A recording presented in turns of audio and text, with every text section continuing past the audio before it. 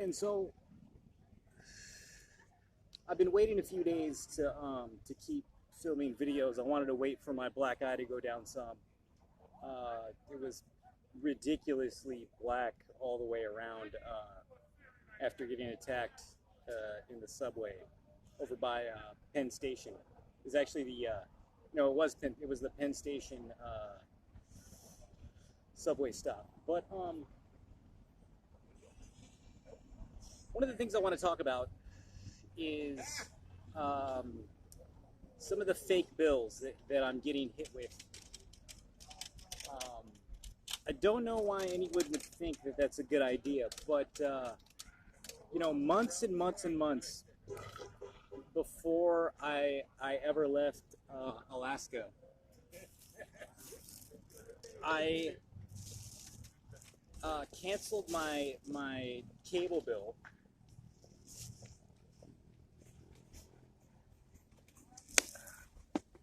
and turned in my cable box, and canceled the service. And even though I kept my internet on because I was working on a few things at home having to do with computers, mainly trying to figure out how to make cryptocurrency profitable from home in a way that it could become a full-time job out of my apartment. But before I got arrested on bogus charges, or you could say trumped up charges, um, before that happened, I canceled my internet subscription as well, and turned in the box that was given to me by GCI. Um, I don't know. GCI, they do internet, cable, and cellular phones. They're just one of the companies. There's also AT&T and I think Verizon is there these days. I don't know. I've always used AT&T, but even though I did use GCI over the years on and off for cable television, I got an email from them saying that I owe them like 400 and something dollars. I know, four is so scary. It's so scary. Um, in fact, it's so scary that I'd have to. It's hard to see on my wrist that I've always had a 4 on my right wrist, right there. It's easy to see when I get out of the shower, depending on the temperature, um, or in the right light. It kind of stands out and goes bling when people see it, but most people don't notice it or ever see it. But it's there for people to see if they shake my hand and catch that it's there. You know, I've had it my whole life and I didn't put it there. Um, you know, I know that in time there will be a lawyer or two that will want to represent me and take my side of what's going on. You know, Scientology is so retarded. You know, I the thing is everyone that's brought in to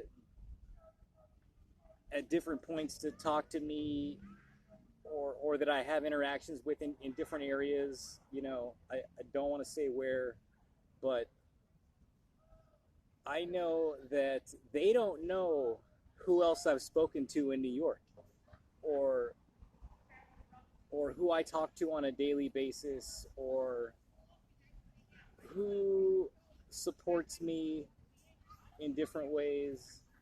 You know, I can see it on people's faces, or they straight up talk to me, and they don't just put on an act of bullshit. You know,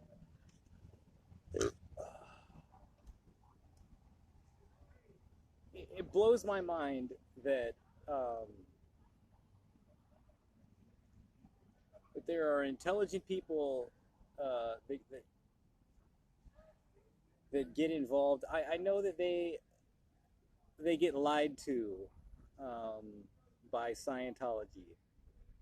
I know that Scientology's methods are to keep people in the dark. A lot of people, even their own people, get kept in the dark in a big way.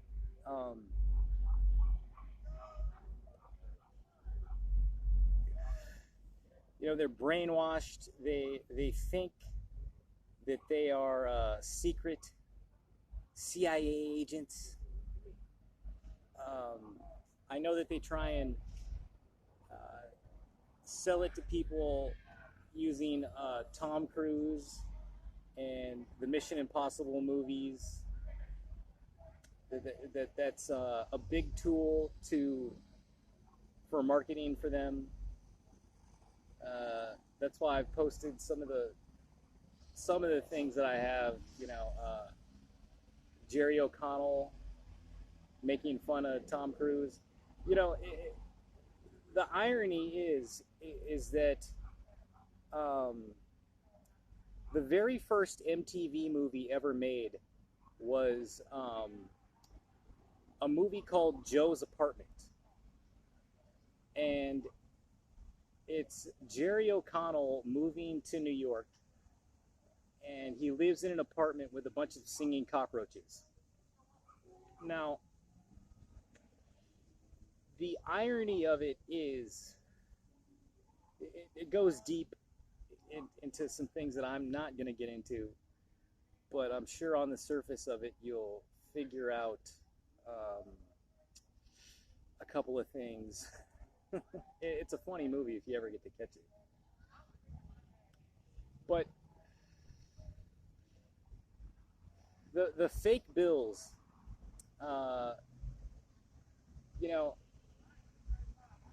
I guess they're just taking it upon themselves to go ahead and send me the bill for things I already turned in, because they don't issue people receipts when they drop these things off, or at least they didn't used to. And it was never a problem in the past. Then you would just drop off your stuff and stop paying, and they don't just bill you as long as you bring back the equipment. And now all of a sudden I'm just hit with bullshit. And in the end, it's not gonna hold up, and I don't care anyways, because I already know that there's really none of it will matter unless I purchase a property and someone wants to put a lien on it. And at that point, you know, if that ever happens, we'll see. Because my money is still being messed with in different ways.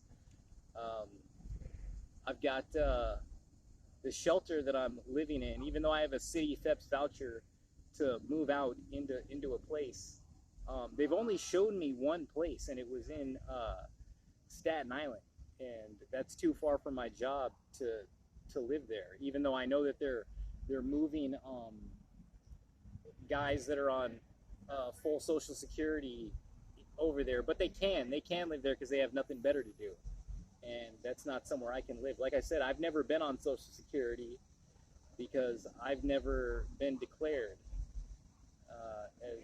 as anything. I haven't been in front of any kind of psych person that can say that I have. So I don't know what you think you're gonna do with some of that, but I'll get into more of the details of what's going on with my living situation later. All right. Until then.